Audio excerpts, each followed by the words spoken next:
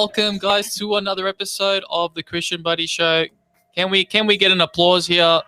Yeah, what is going on? All right. Glad to have my guest in the mix now. At the moment, we have Alexandria, and the show is entitled Entrepreneurship and Soul Medicine. So we've got a lot to unpack here. And first and foremostly, your title, your social media titles go by the title of Nomad, and maybe you can explain that to the audience. What exactly is a nomad? Hi. Thank you Hello. for having me, by the way. So there's a couple of different definitions of nomad, and actually one of my companies is named Nomad as well, Nomadic Planning. And I got a bit of recommendations to not name it that way, because nomads basically travel from place to place and live off of the land until they can't anymore, and then they migrate again. So it's seen as kind of something that's unstable or not steady. It's not people who root down. Yet for me, I have lived a nomadic lifestyle and not a glamorous nomadic lifestyle. A lot of people are like, yeah, I went to Greece and Italy and these kind of things. I'm more a nomad and travel within a city a lot and discover. But a lot of my, expertise and work I gathered from my nomadic ways, which is why I wanted to kind of pay honor to that. And, it's part of who I am. I was talking to another nomad recently, and we're like, yeah, as soon as you get really comfortable, you feel that need to leave, right? When things become too familiar, you're like, oh no, I need to leave, travel somewhere else, find, new challenges, new people. I'm not going to lie. I'm pretty envious of you, because it sounds like a glamorous lifestyle. I'm sure you're kind of downplaying a little bit, but just traveling from country to country, and and how are you generating income? I need to ask this question. Currently savings, before it was clients, but I've been working in the hospitality industry for 15 years. And with the infamous COVID, that industry basically from night to day just completely stopped. So it was kind of okay, let's see what we can do. And I started developing my app, but it still hasn't launched yet. And so we're not getting revenue from there. So it's just being more mindful with the savings that I have. And living in a country that is more affordable definitely helps right now. Absolutely. And speaking of apps, you're developing one. And how did that? I'd love to hear the story behind that. How did you end up developing your own app? So those who know me know that I would never, and I always ran away from tech. And I was like, I would never develop an app, right? But with COVID, I was traveling in Bali, and COVID happened, and all my clients either canceled their contracts or put them on hold. And I was kind of already doing the research for basically the foundation of the app, but more so for a blog and a personal usage. And it's a directory of hotels, so that event planners like myself that plan retreats and incentive trips can have all the information they need. So I was already doing site visits, which I love to do.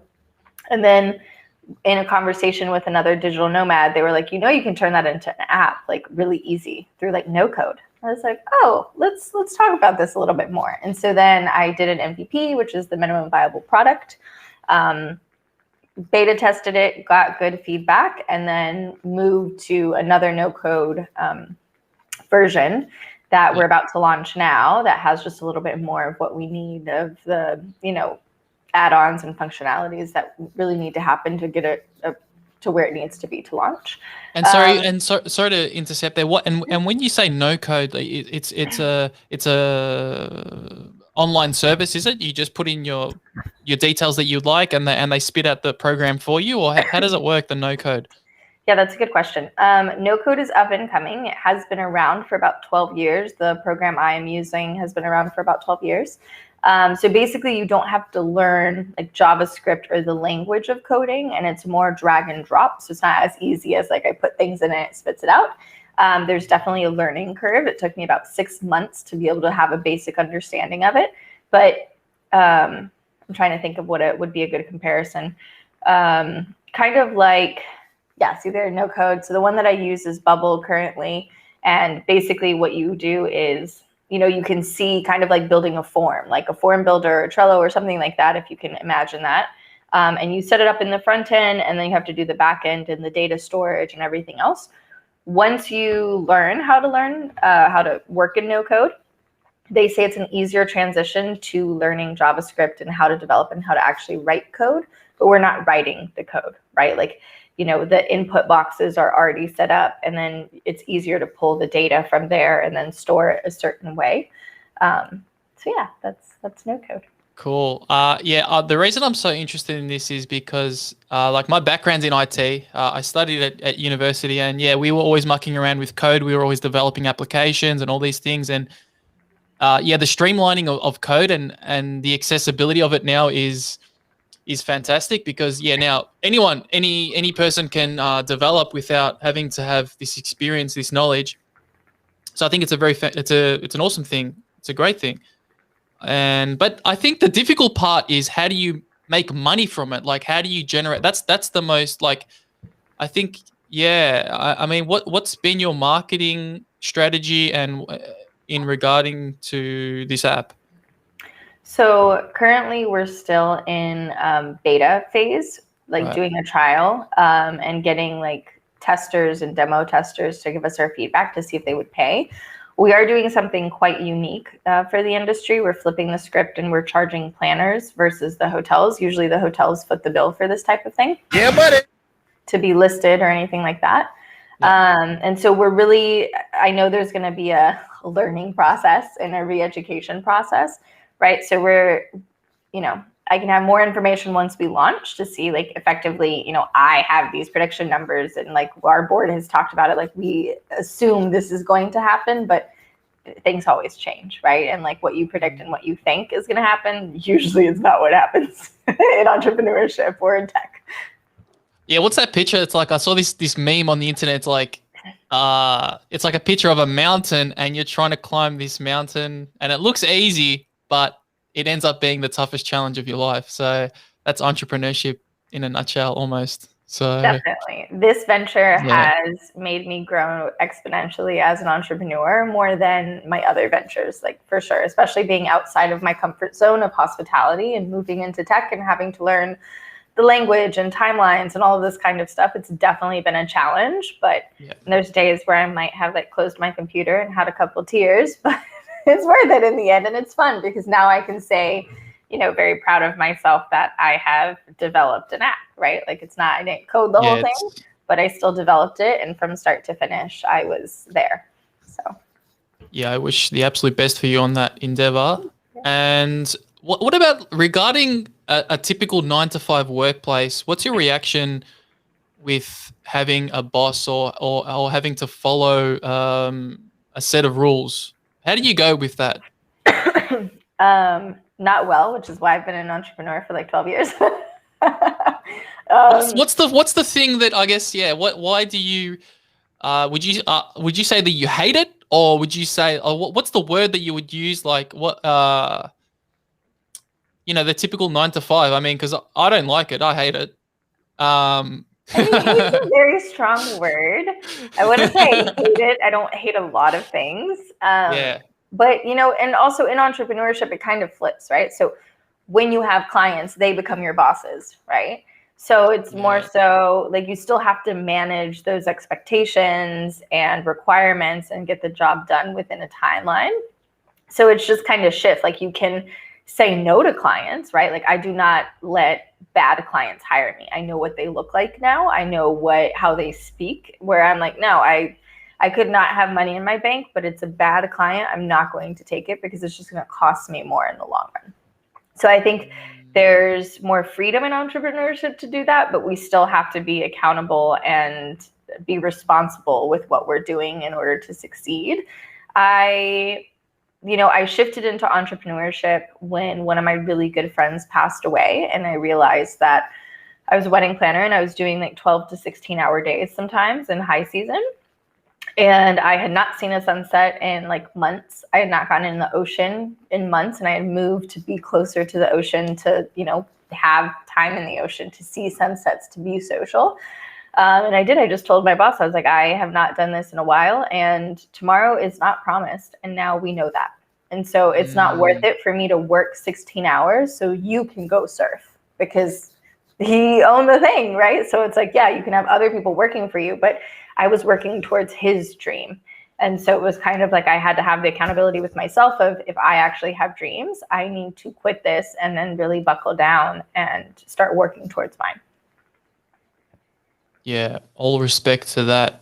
And yeah, you kind of touched on a bit of a key point there, the word freedom. And I think that's the most attractive thing about becoming an entrepreneur is that freedom. But it's almost like it's a double-edged sword, because you have to produce. You have to produce something. There needs to be something tangible at the end of it. But yeah, at the same time, you don't need to listen to anybody really, because yeah, it's a double. I think it's a double-edged sword, but it's and it's never like freedom of time. So many people are like, I'm going to become an entrepreneur to have more time, and it's like, no, because you're doing the marketing, you're doing the sales, you're doing the contracts, you're doing the billing, and then on top of that, you're doing the work, right? Like, I actually work really, really well when systems are set up. So I took about 1.5 years, I was a consultant, and actually they would hire me to come in and optimize systems and processes for them. So it was really easy for me because it was already set up, right? Like, I didn't have to deal with the billing and the contracts and all of this kind of stuff. I would go look at their process and be like, look, you can be more efficient here, you can save money here, and you can do this here. So I love having a setup system and framework to work within, because I know now that it makes my job easier, and I've acknowledged that that's not my zone of genius. My zone of genius is planning. My zone of genius is creating. My zone of genius is socializing, right? And so also as an entrepreneur, we have to kind of make amends with that. And our culture now especially is all about grind and hustle and all those kind of things. I am not about that.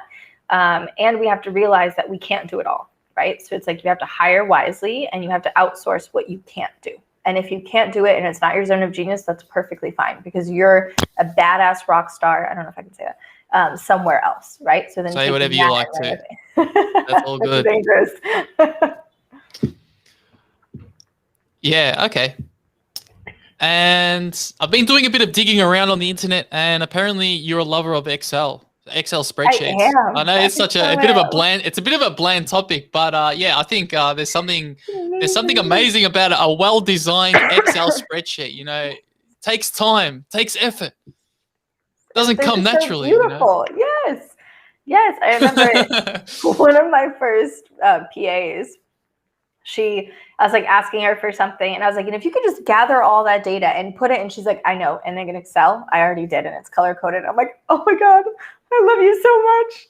That's music to my ear. Like, that's my love language, Excel's. Okay. So, okay, I'm just curious, just out of curiosity. So what are the things that you're designing in Excel? Is it like profit and loss statements, or is it something creative, or yeah, what's the go there? A little bit of everything. I think I just like the ease of organization in Excel. You can organize it a bunch of different ways, and have control over data. So I'm very left-brained. I have to work with a lot of data and a lot of numbers. So you know, the budget sheets are amazing in Excel. Timelines I do in Excel. You know, profit and loss statements and all of that I do, but like the day-to-day, it's mainly that. Like, you know, sourcing, for example, for our marketing campaign, it's finding associations, finding contacts. And so in an Excel, you can organize it so nicely. And then, you know, it's compatible with almost everything, right? You can upload it, download it, you know, only take these certain cells. So it just really helps to keep everything like streamlined, pretty, and organized. I know that you don't think pretty when you think Excel, but leave it to me. I'll make it pretty. No worries. All right. And maybe you can educate me on this, but sustainability, is that, correct me if I'm wrong, but is this maintaining the earth, or is that a simple way to put it, or? Along those lines. So the bare definition of sustainability is essentially having everyone thrive, all systems thriving, right? So we're talking about animals, organisms, trees, all of this, and humans as well. So that's why I love it, because it's not about I have to suffer in order for this to be better. right? A lot of different things like eco-organic, like all of those are more like I have to chastise myself in order for this to survive, right? Sustainability is about all systems thriving. And it's mainly about not depleting a resource or space of the ability to regenerate, right? So it's not going in and just like completely logging and tearing down the forest. It's like you can take trees from the forest, but you do it in a way where it can regenerate itself, right? So it's more like having respect and keeping balance with things. So that's, there's like 6 different sustainability factors we categorize in our app, but mainly there's 4, which is cultural sustainability, social sustainability, economical sustainability, and environmental, right? So everybody's big on environmental and eco and all of this kind of stuff, but then social is also making sure that people have education, have support, have healthcare, and culture is making sure that these cultural heritage things and traditions and ceremonies and things are passed down and really kept sacred and protected. Languages go in that as well. Okay, cool. We're going to flip the script a little bit here, and we've got the bit of music playing in the background, and we've got an interesting picture here from your Instagram. We're going to bring this up for the audience at home, playing at home. What is going to happen here? We don't know what's going to happen, but 3, 2, 1. Let's maybe you can give us a little bit more context on this. Oh, nice. Oh, I like that. That's not the one I thought it was going to be.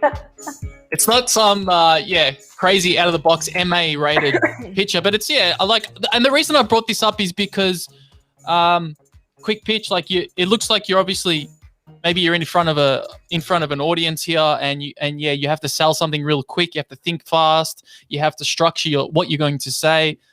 Yeah, maybe run us through the audience. We're curious to know.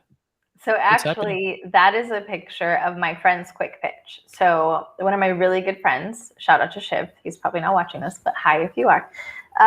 So quick pitch is something that they do in LA, San Fran, and San Diego. And that year they kind of combine them. And it's basically like everybody's probably seen Shark Tank.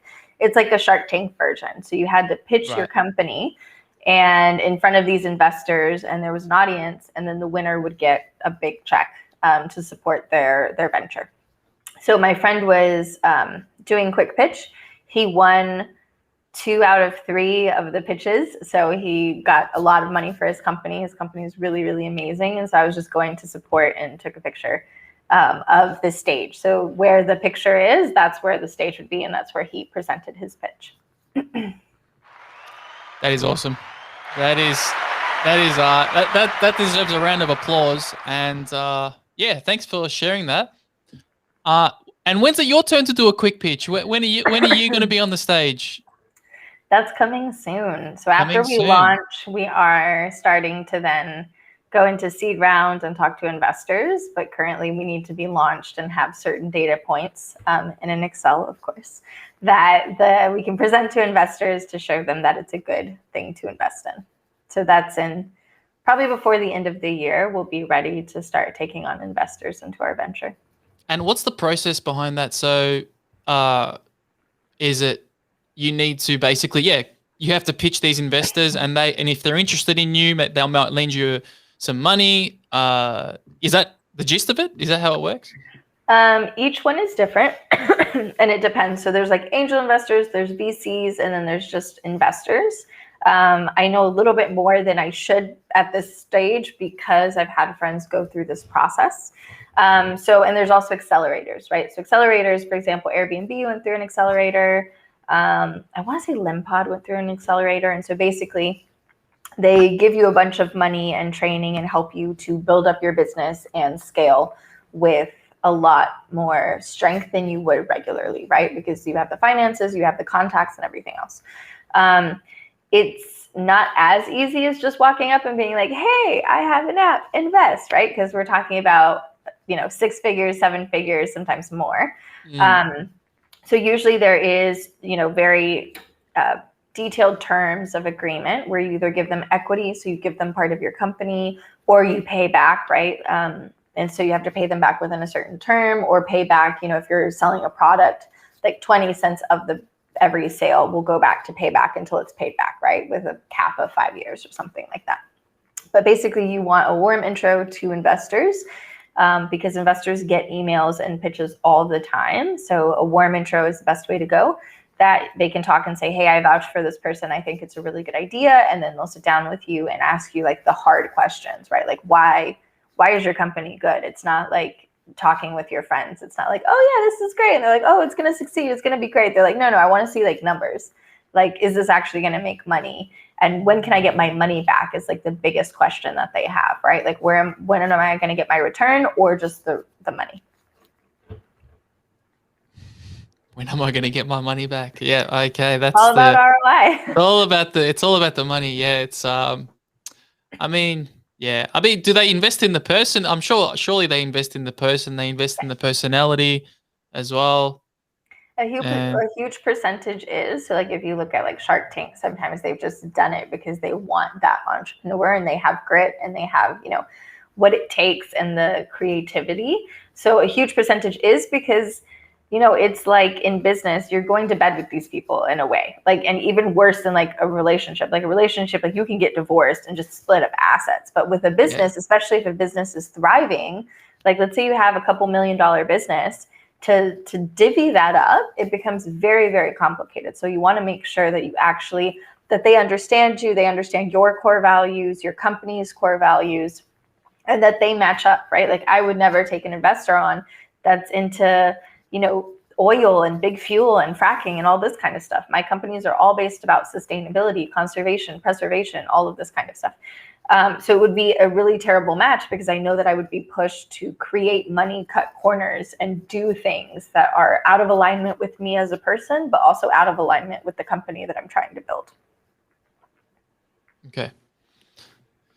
And I've got to ask you a serious question here. Do you prefer coffee or tea? Oh, coffee, 100%. Hands down. Because that kind of rolls into the next area in your life, hospitality. So you how many coffees are you drinking per day? 6, 7, 8, 9? Well, I'm down to a big cup, which is about like that big, which is about 2.5 cups of coffee. And enough to feed a small African nation at the moment. Yeah. Or okay. Yeah. So, but you know, back in the day when I was really like in college, I remember they had a coffee pot right in front of my desk. So it was just so tempting because it's like, you know, the gurgle sound and the smell of coffee, and you're like working and it's 5 o'clock and you're like, damn it, I have 4 more hours to go. So at that point I was drinking about 8 cups of coffee a day. And then I had to kind of cut back, and like I quit twice cold turkey. And that was miserable, but just to regain and like kind of rebalance that addiction. Cause you know, coffee is a socially accepted addiction. It's an addiction. So I definitely have it. My name is Alexandria and I'm a coffee addict. It's okay.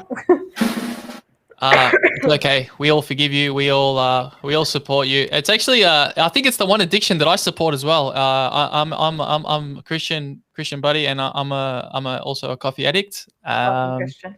Welcome. How do you have your coffee? I take it with coconut milk because it turns out that dairy has not been kind to me, and a little bit of honey. All right. By the way, I got a milk frother, game changer. Everyone, if you drink coffee or even tea, like get a milk frother. It's just a whole nother level of mornings. All right, I'll keep that in mind. So you're not into the pods? You're not into like any automatic coffee maker, or it's all has to be like okay. You're an instant. You pour the powder into the no. Okay, not. So explain to me. I don't know. So, and this is actually, it's interesting. One of my friends was like, we were getting to know each other. He's like, what is the best cup of coffee you've ever had? And I was like, the one that I have every morning. And he's like, now I'm curious, how do you make your coffee? I'm like, I make it in a French press. And I explain the process. And he goes, actually, there was a study, and that's actually how you make the perfect cup of coffee. So French press, the thing is, there is like this oil on top of coffee that forms, which has like all the flavor and like a bit of the caffeine. So when you use pods, when you use pour overs, anything like that that has like cloth in between to filter the coffee, all of that oil stays in the filter. And so you don't get that like flavor in the cup. But if you use metal, so they have metal pods, they have metal pour overs, and then French press is always metal. And so that just helps like all of that oil and goodness go into your cup that you can actually drink it. So it's actually like the purest form to drink coffee, and it's the best way to make coffee. So that's how I do it. No instant for me. All right, damn. I'll have to throw my instant out. All right, that's Yes, cool. Moving into the next area of the top of the talk here, time blocking. What is this time blocking that you talk of? Is it? Well, you do it in an Excel. Okay. All right, back to Excel. All right. All right. So many times as entrepreneurs, we are like, oh my gosh, we have freedom. I can do whatever I want. Anarchy. And like, I went through that phase. Everybody goes through that phase, right? But really, to have control over your business and like see growth, you need to set a schedule. So the most efficient way is, or that I've found, is time blocking. And so basically it's not like, okay, at 5:08, I'm going to do this. And at 5:10, I'm going to do this. It's more so, okay, I'm going to give myself every Thursday 2 hours to work on admin tasks, whatever that ends up being.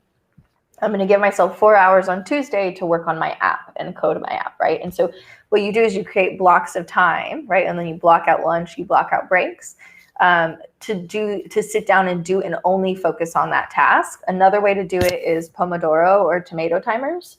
And that will give you, you can modify the timer, but usually it's 20 minutes. And so you do 20 minutes. Absolutely, like they say, no music, no social media, nothing else open, just focusing on that task. And then you have a 5-minute break after that timer goes off. And it actually makes you more efficient, because in society now, we're so used to multitasking. So we're listening to music while on social media, while finishing something, right? But if you actually just focus for 20 minutes, sometimes you can get done more in that period of time than you can all day between phone calls or people coming into the office or emails that you get caught up in and things like that. So that's what basically the gist of it, time blocking, is. Yeah, I was listening to this other podcast by Lex Friedman. I'm not sure if you've heard of him, but he has this productivity guru on his show, and yeah, he talks about context switching is the biggest killer of productivity. So yeah, whenever we're focused on a task, maybe it's on the computer doing something, maybe it's writing a beautiful Excel spreadsheet, and if we get a notification on our phone, that's one context switch. So the time that it takes to context switch again, we've already lost that concentration. So yep. I just thought that was pretty cool, and I thought I'd just bring it up. But yeah, speaking of concentration, are you into meditation at all? I am, but I do active meditation. So there's like a whole that's spectrum. That's not meditation. There's a whole not spectrum meditation. of meditation. And so many people think that it's like you have to like sit staring at a corner and like with your arms crossed and absolutely your legs crossed it is and, like, humming. Yeah. There's actually many forms of meditation. So swimming can be a meditation. Enlighten me. So you have to hum and look at your third eye. So there's like, it's called active meditation. So like if you go for a run or you go for a walk, so it's focusing on one thing. Like there's breath meditations, right? My former partner, he would do mini meditations. So literally he would have a timer on his phone and it would go off and he would just close his eyes and for 10 seconds, just focus on his breath. And it's like an instant reset, right? So it doesn't have to be these like, I meditate for 4 hours until I see Buddha kind of things, right? And that's why a lot of people are polarized or can't do meditation or think they're failing at meditation, right? So I do meditation in that way because I'm just a very active person mentally and physically. So when I'm running, I have my music on, but then it allows me to like kind of unwind everything that's going on in my head and just like focus on what I'm doing. And so it does become a meditation. But yeah, I rarely sit down and like meditate like Buddha kind of thing. Yeah, just a bit of background. Yeah, I am an absolute insane person when it comes to meditation. I must do my meditation in the morning.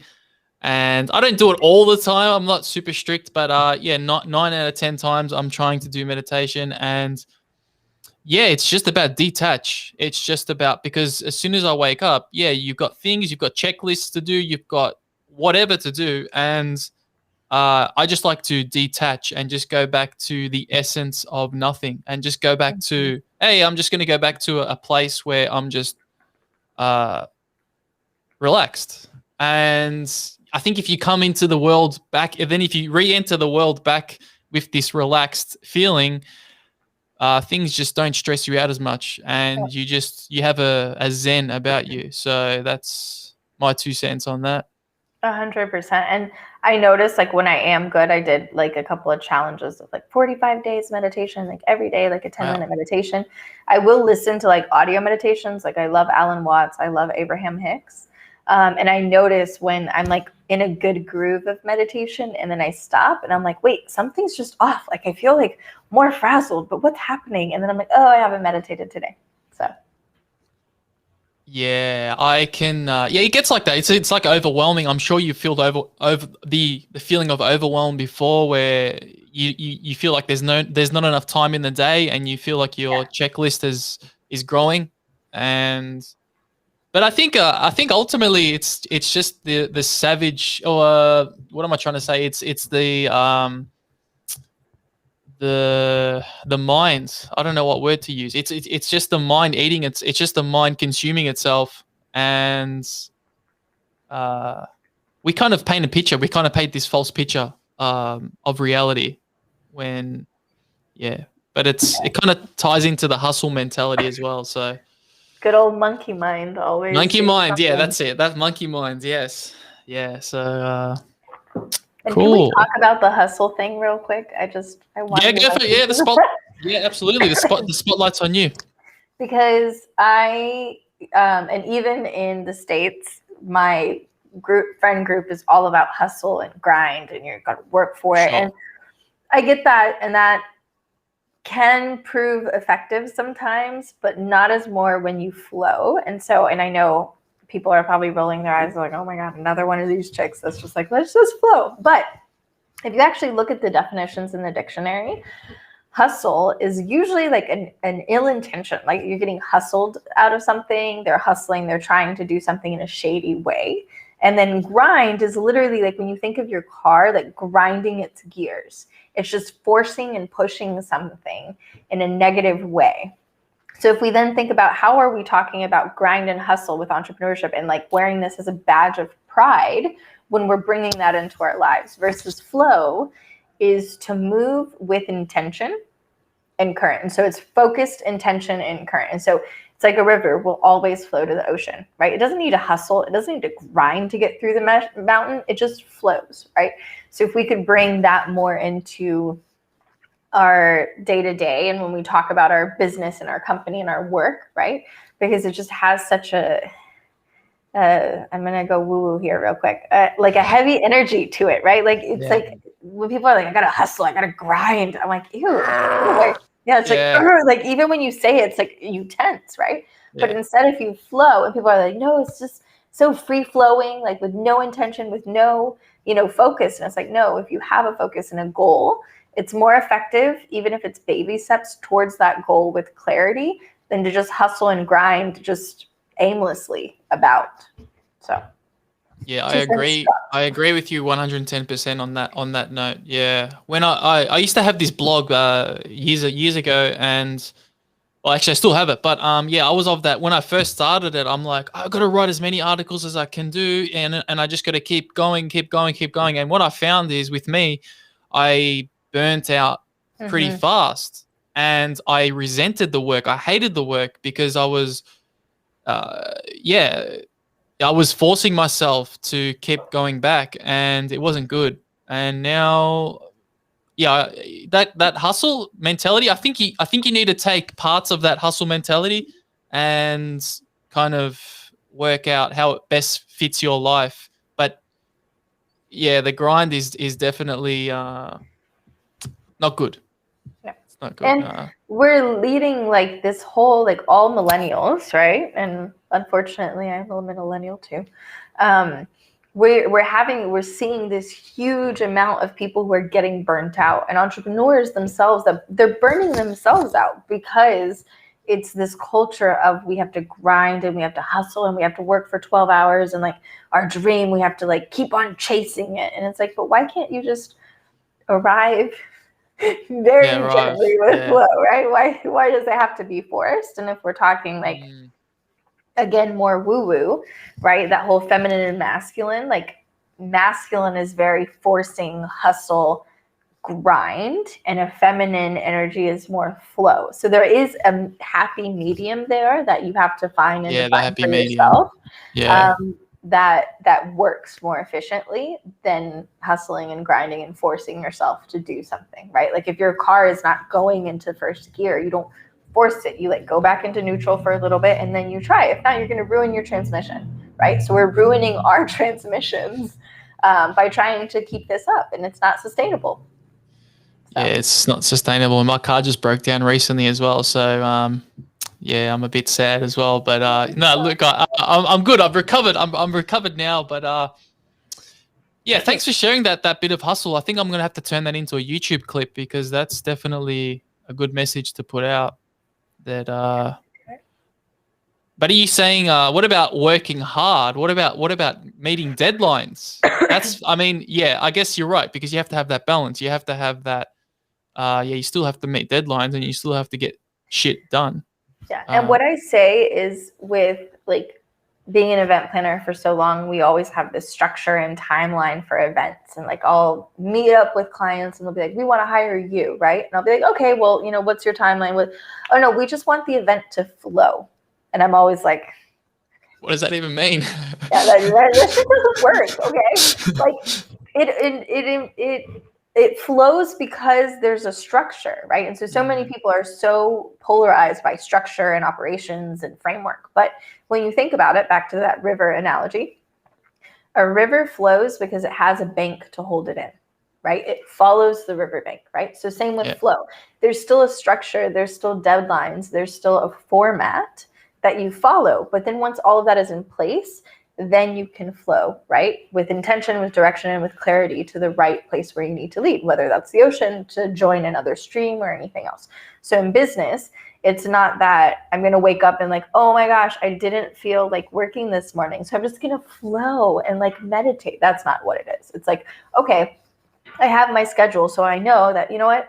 I actually have a buffer time of 30 minutes this morning. So if I wanted to roll over and go back to sleep, I can do that and then wake up and be ready to check my emails and do everything else that I've time blocked out, right? Does that make sense? And with the time blocking, is this something that you're doing at the start of the day, or you've got this all ready to go at the start of the week? Or I have it all scheduled. Let me see if I can actually pull it up. So I actually plan quarterly, right?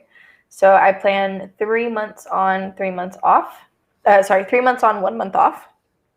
And the time blocking, this is a very old one, but I'll share it because it's not as, so this is what, can you see that? I don't know if you can. Is that visible on my? Yeah, do it again. Sorry, do it again. Right there. Yeah, it's coming up now. Okay. So basically, see, it's not like a super rigid, all of this on Sunday, that's social time from 9 until 2. I can do whatever I choose to do, right? Here I have on Mondays free time. That was my day off. So what I do is I have goals, which, let me pause the stream because I have a goal that I don't necessarily want to share, but let me find the other one. All right. We respect privacy here. Here we go. So this is the goals, for example, of this year. So you'll be able to see, right? So it's, I pocket it out, right? So like mind, body, soul, ego, emotion, pocket, financial, passion. So there's different I section it off and like, what is a priority for me for this year to accomplish? And then these are my big goals. And then I go into like monthly goals, and then my schedule helps me to achieve that. And it's basically, so I say that like I want to scale as a person. So many times we get so stuck in our business that we forget to do work on ourselves. We forget to do work on our relationships. So I've kind of developed this way to like scale myself as a human altogether, right? So it's like, okay, what do I want to learn? I want to learn to be like more empathetic, or I want to learn better communication with my relationships and partners. And so that's one of my goals, right? I want to do, one of my goals was to do a certification. So I did an energy healing certification recently. That was one of my goals. Others are like learning and really getting into crypto. Others are, buying an island. And then others are like getting 6 figures in my company. And so then I look at it and I break it down and I say, okay, to achieve that, what do I need to do?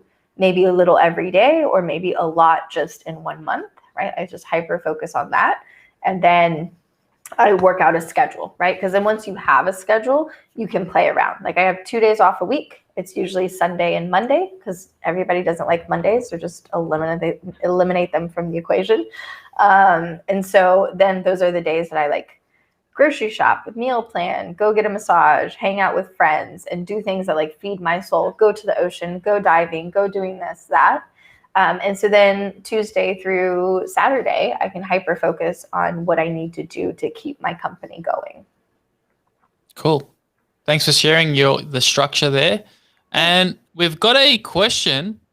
We've got a question from the live viewer, Stock Omelette. Enjoying the stream, guys. You guys got any low overhead small business ideas? I'm just gonna rapid fire a few ideas, and then maybe you can join in, Alex. Day trading for crypto. That's just like, I don't know. That's just something that's maybe it's sustainable. I don't know. Yeah. I think it depends on what you're interested in, because also you don't want to have a company that you're not passionate about, right? And also depends on what you define as low overhead, because people who are millionaires, for them low overhead is 6 figures, but there is a lot of options. If you can do like, especially now everything's virtual, like online workshops, things like that. If you have the knowledge and like the passion behind things, like for me, I could do like online sustainability workshops, right? And it's like $25 a pop. And if you get 40 people, right, that's a little bit going. It also depends on like, what are your financial needs and goals with this business? Because there can be things like coaching courses, masterclasses, workshops, downloads, things like that you can do, but they're not going to generate 6 figures. Like if you do crypto or something like that, it's probably more feasible that you could get to those numbers. So I'd say just write out what you're good at, what you're interested in, and what you like to like talk about. Like think about like, if I were to put you on the spot for 5 minutes, what can you talk about unprepared? And then see where that direction takes you. Okay. Are you into crypto? It's on my list. It's on my goals. So I have a little bit of Bitcoin. I'm curious. I'm about to get into the Dogecoin because I think it's funny. Okay. But I definitely want to learn more stocks, but in like 2 months, I'm going to set up like a study group to actually learn and understand trading and crypto and everything else, so that I can then like properly make good decisions, hopefully, in the market, and definitely invest a bit. Yeah, the stock market is, I think just from my own personal experience, I'm not an expert. This is not a financial disclaimer. This is no financial advice, so don't take this. I'm probably going to lose all your money for you, but yeah, I mean, the way I see stocks is set and forget. Hold for the long term. Don't worry about. I used to always be caught up with short-term gains. Oh, I'm going to make extra bit of money here, extra bit of money there. Yeah, cool, you can do that.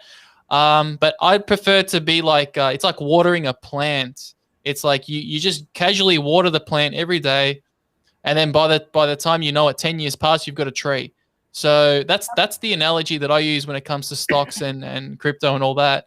There's so much hype. There's just so much hype, and it's overwhelming. It's stressful because I think we're wired to have we want quick money. We want that dollar straight away, and there's patience doesn't come into it. I think all great things require patience. So yeah, and I echo that about the stocks, and that's kind of what I want to learn, because I have one company launching, about to launch another one. And so like, I don't have time to sit in front of my computer and trade all day, even if I had the knowledge. And so for me, I'm looking for something currently that I can educate myself in, set it and forget it. And then in 5 years be like, oh yeah, remember I have a pilot class. Let's go to, Tahiti. Absolutely. And we've got another question from Stock Omelette. Noticed a lot of yoga on the schedule. What would you say the main benefits are for you? Thanks, Stock. Shout out to Stock Omelette for putting a question in. Yes, thank you.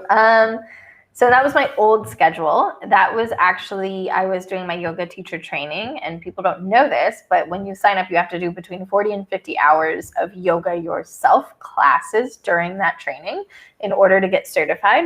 So I had that in a lot because I needed to map it out and calculate it because I was leaving for a trip and I needed to get in the yoga hours so I could graduate. I had a hand injury, have now another one, but so I'm not able, a lot of yoga is on your hands. So I currently don't do yoga. I do stretching here and there and like some poses when, something's out of whack. I think it's all about balance and slowing down, similar to meditation, right? You can do a yoga meditation. And I was actually having a conversation recently. If you do a lot of yoga and like intensely, and you're not doing it properly, you can actually injure yourself. So I want to just disclaimer there. I got injured. I tore my hamstrings in doing yoga, doing that amount of yoga in like, I think it was like a month or 6 weeks. I did like 40 classes. So I was doing like 2 classes a day. Wow. And sometimes 3, and still balanced. I would still do a yin or a restorative, but I was doing like 2, like, a sculpt and a power vinyasa, and my body just was not having it. Right. And this is with proper alignment and, checking my anatomy and everything else. So yoga has a lot of benefits. It has a lot of health benefits, especially because we are so stagnant, right? Whether you're an entrepreneur or you're a 9-to-5er, you're probably sitting at your desk most of the day, right? And so unless you have a standing desk or like a yoga ball or something like that, that stretching and that mobility, like we're made to be moving. We're made to be, running. Like when we lived in tribes, we could outrun and like follow like big animals to hunt them. So we're not made to be sitting in one posture with our head, like looking at a phone with our neck down, right? So it's more helping your body come back into its natural alignment, and it adds to like just the sustainability of your body, right? That it can keep on supporting you however long you want to do things. Okay. And speaking of when we were in the tribal times, we were hunting animals. Is that and we were eating animals? Is that something that you're doing at the moment? Are you eating meat or you're staying away from meat? Oh, that's such an interesting and hot topic with me. I am not a vegan. Vegan is my safe word. So if anyone ever meets me, then I'm saying I am vegan, I'm actually really in trouble and you need to help me. I grew up in Texas. Big meat eaters down there. My dad is a vet. And so I also look at it as sustainably as possible, right? So yes, I have educated myself. Yes, I have watched all those documentaries that you're about to post in the comments, people. I get it. I hear you. But I would also say, watch the documentary Biggest Little Farm. It's back on Netflix or on Hulu. It's a great documentary, and it teaches about sustainability. So I say that also. Humans, and since you gave me permission to say things, we need to stop fucking with shit, okay? Basically, that's what happens. The world was created in a way, or came to be in a way, that it self-regulates, right? And there's an ecosystem that balances it out, right? So there are predators that eat this, that then, so there's this whole like synergy and symbiosis within the world itself. And every time in humanity, we have put our hands in there and broken that cycle to do it with something else, or to replace it because of morality or because of guilt or because of whatever it is that we see fit, right? We're disrupting that cycle. Yeah. And so it creates more damage. And so, I talk to, extreme vegans and vegetarians as well. And I'm like, look, monocultives are just as bad as greenhouse gases. just as bad as the animal torture. So monocultive. Well, and can you expand on that word? What's it called? Monocultive. So monocultives. So before we would do pairing planting, right? And so that's something that you'll see more on that documentary if you guys watch it. Right. A monocultive is where basically it's just fields and fields of one crop. Okay. And so what happens is we learned and we know, and like if you go to tribes and things like this, and people who are into agriculture and have been farmers for many years, you know that you're supposed to rotate crops, right? Because one crop will use more nitrogen or more magnesium or leave more, calcium or whatever it is in the soil. Yep. So each crop and vegetable has different requirements and needs to grow. So what happens is if you're growing the same crop over and over for years, which is what has happened with monocultives, mono is just one, it depletes the soil of its nutrients. So now actually we even have a deficit of all of those vegan foods that people are eating in the packaged goods. They're usually they're sourced from monocultives. So they don't actually have as much magnesium and calcium. Most of our diets are magnesium deficient because the soil no longer has magnesium to sustain the amount that we actually need to intake. So things like that people are like, oh, is it because it's bad because of like the animals or whatever it is, or whatever reason that you're vegan, right, or vegetarian. There's another side to it, right? And so looking at like what is the most sustainable. So I make sure that it's like sustainably sourced, like fish or animal or meat or anything like that. I also eat local to support financially, like the financial sustainability of places. And so I ask the questions, right? Because organic doesn't necessarily mean sustainable, right? You can have organic things that are based on slavery, right? That's not socially sustainable, right? Like, oh yeah, okay, it's good for the environment, but then what? You're destroying people's livelihood and their families. So I would just say look at all sides and always follow the money, right? Like there was a big documentary that caused a huge uproar, or Game Changers, right? Look into who funded that. I'm not going to tell you. I'm not going to, I want you guys to do your homework, but look into who funded that. That was pro-vegan, right? If I'm not wrong. Pro-vegan, yeah. Pro-vegan, yeah. So it was one of these larger companies that sells fake meat, right? Like one of those plant-based meats, right? And so they funded and they put a lot of money into this documentary. And if you look at it, like when you look at the documentary, it is very one-sided. And most of these documentaries are. And that's not a bad thing. But then I just encourage people to go and look at the other side of the documentary. Right? So like, okay, that's pro non-meat, right? That's pro-vegan. Let's look at something pro-meat. And then meet in the middle and be like, okay, this makes some sense. We're going to take that data. This makes some sense. We're going to take that data. And I'm going to form my own opinion on this and stand on this, because so many times we're so like quick to arms and uproar. Oh my God, it's so bad to be a meat eater and you're going to hell. And I'm like, wow, Yeah, it's such a polarizing topic. And I think, I don't know, I'm a meat eater as well myself. And it's difficult. It's not an easy one. It's not an easy one because there's so many people that are, the pro-vegans, the aggressive vegans that are I'm from Melbourne, Australia. Where there've been incidences where they hold up traffic to pass their message, which I don't know. I'm not sure if that's the best way, but I mean, the old argument is that we live in a world that we can live off vegetables and plants and whatnot, and we don't need to kill animals. And I don't know. It's hard. It's complicated. It's complicated. Keto dieters. It is. I think it's more like there's a saying like to each their own, right? Yeah. And what is it? Don't harm and don't be harmed, or something like that as well. So I completely agree with these protests and things. They should go for more positive activism, right? Like more of an educational stance, because what happens is like I have some of those like militant vegans in my life, and like it gets to a point where I'm just like, I'm not talking to you right now. And really what it creates is a polarizing effect. So the first thing you want to do is eat a hamburger and send them a picture of you eating meat, because I'm like, oh yeah, you're going to yell at me. Yeah. Right? So I think if they approach the conversation with more of like a curious education, then they would see more of a difference, right? Like, but always bastardizing people, and you're terrible because you're doing this. Like, I could say the same about people who are vegans. You're terrible because you're, you know what? Soy is terrible for yourself. Monocultives are destroying. Like, there's no longer positive like microorganisms and bacteria that we need in our soil just for life to continue, again, for that ecosystem and that cycle to work, that we're completely depleting it.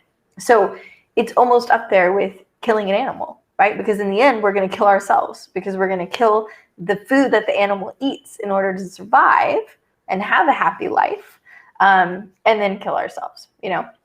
So I could rant forever. I'm a militant carnivore. I'm on the other side. Have you ever tried the carnivore diet? I actually did, not strict keto, but I did. I was going to do a photo shoot and for a diving thing, and I was working on like just trimming and slimming down, and so I just eliminated carbs and ate like a bunch of veggies and meat. It actually felt really good. So,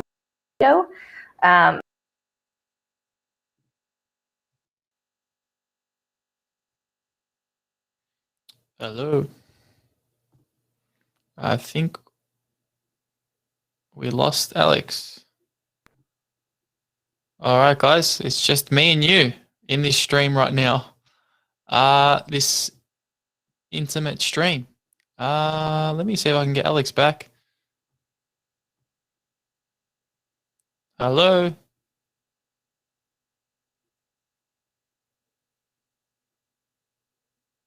That's unfortunate. All right, well, I think we lost Alex. I think the vegans might have got into her.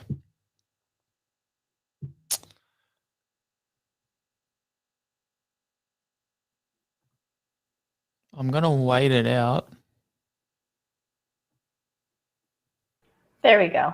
I am Got so it? sorry. I have no idea good. what happened. Nah, that's all good. It's all good. I thought the vegans got you. I thought, you know, maybe she's been kidnapped by some crazy vegans, jumped through your window or something. Like, I don't know. Probably. They're like, she's saying she shouldn't be vegan. Yeah. But what I was going to say before they cut me off was also, there's like, on top of the morality, it's basically you should do what makes you feel better. So some people, like for example, my body, my doctor even told me, you cannot be vegan or vegetarian. Like, your body doesn't respond well to it. And it's really hard for your body to process like raw food. So like I actually was on a diet for like 6 months where I could only have cooked food, like cooked vegetables and protein.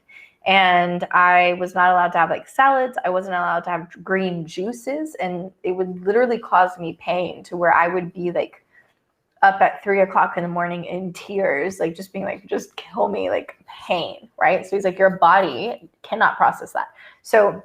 So many times we're trying to force people to see things our way or do things our way when maybe their body isn't meant to do that, right? Yeah. So like also respecting that, and like if you're receiving pressure from carnivores or vegans or whatever side, or, you know, whatever humans in your life, right? It shouldn't be sides, you know, also listen to your body. And, you know, I was talking to someone and he's like, I eat smoothies and raw and everything else. And I'm like, and how does your body feel? He's like, oh, my body doesn't really like it, but I don't want to eat meat. Right. And so like he goes through issues of his body having trouble. Yeah, that's not right. Because he, you know, believes it's better. And that's also not sustainable, right? You're causing damage to yourself and your body in the long run versus doing something that maybe you could just find like, okay, you don't want to eat chickens or meat, then you maybe get a chicken and have a chicken at your house and eat eggs. And that's a source of protein, right? So there's ways around it to make sure that, you know, if it's like a happy chicken and you know you're taking care of it and you name it and maybe it cuddles with you and you're just eating its eggs, which aren't like harming it, then that's a good option for you, right? Yeah. Okay.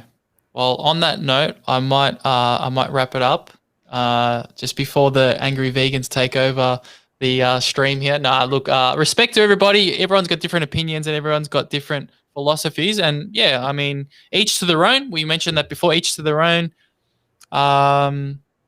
Yeah, but we've hit the hour mark, and yeah, it's been lovely speaking with you, Alex. And is there any way that people can connect with you? What's the best way people want to send you some love or send you a message or something? Or a threat from the Or vegans. a threat? Yeah. What's the best way? So you can probably email me to my personal email, which is info@nomadicplanning.com. info@nomadicplanning.com. I think I can put it in the chat, right? Oh no. I'm spreading it. Is that it there? Info. That is it. Yes. Oh, we got it. And then if you want to check out my new app that is about to launch, fingers crossed, you can do that, and it is blackbookseries.com. Was the other one. Black Book Series. All right, too easy. No worries. That should be coming up. Black Book Series. All right, no worries. Blackbookseries.com is the website. Oh, that's the website. Blackbookseries.com. All right, no worries. Well, yeah, thanks again, and hopefully the audience enjoyed this show, and thank you for being on it. Thank you. Thank you so much. It was such a pleasure, and thank you, Stock Omelet, for all your questions. Kept it Stock Omelet. Yeah.